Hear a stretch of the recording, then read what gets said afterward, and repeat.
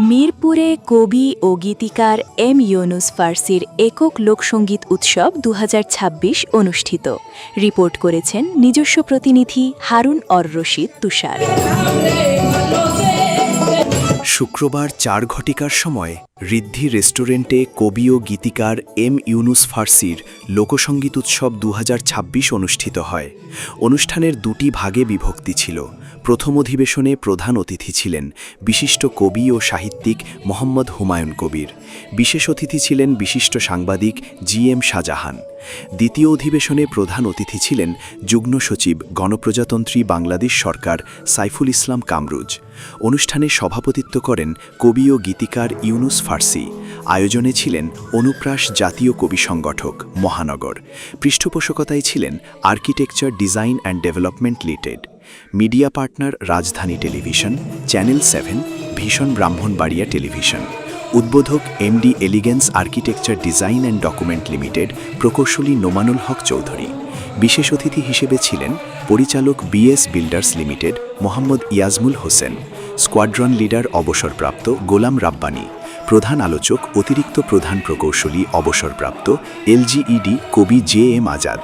এছাড়াও দেশবরেণ্য গীতিকার, সঙ্গীত শিল্পী, কবি ও দেশবরেণ্য ব্যক্তিবর্গ অনুষ্ঠানে উপস্থিত ছিলেন।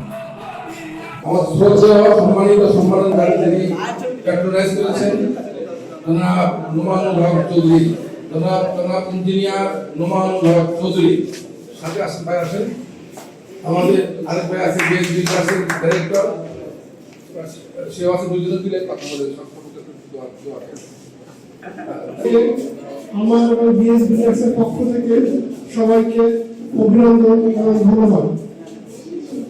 শিল্পী মানুষের অন্তরের খাবার। আমরা আমাদের যখন ক্ষুধা দরকার হয়, আমরা তখন খাবারের জন্য কিন্তু আমরা সবাই ছুটি দেই, আমাদের ক্ষুধা আমরা অনুভব করি।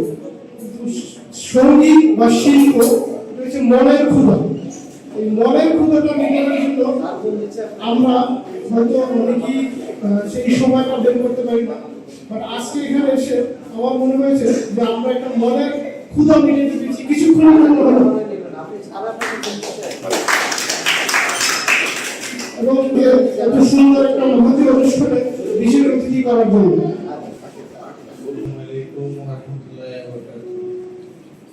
আজকে আমার খুব প্রাণপ্রিয় আমার ভাই কবি গীতিকার ইউনুস ফার্সি ভাই, সে আমার খুব কাছের মানুষ, খুব অভিভাবক সুলভ মানুষ।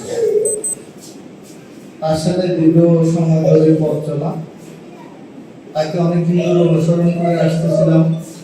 ভাইয়ের কথাবার্তা, লেখা আমার খুবই ভালো লাগে।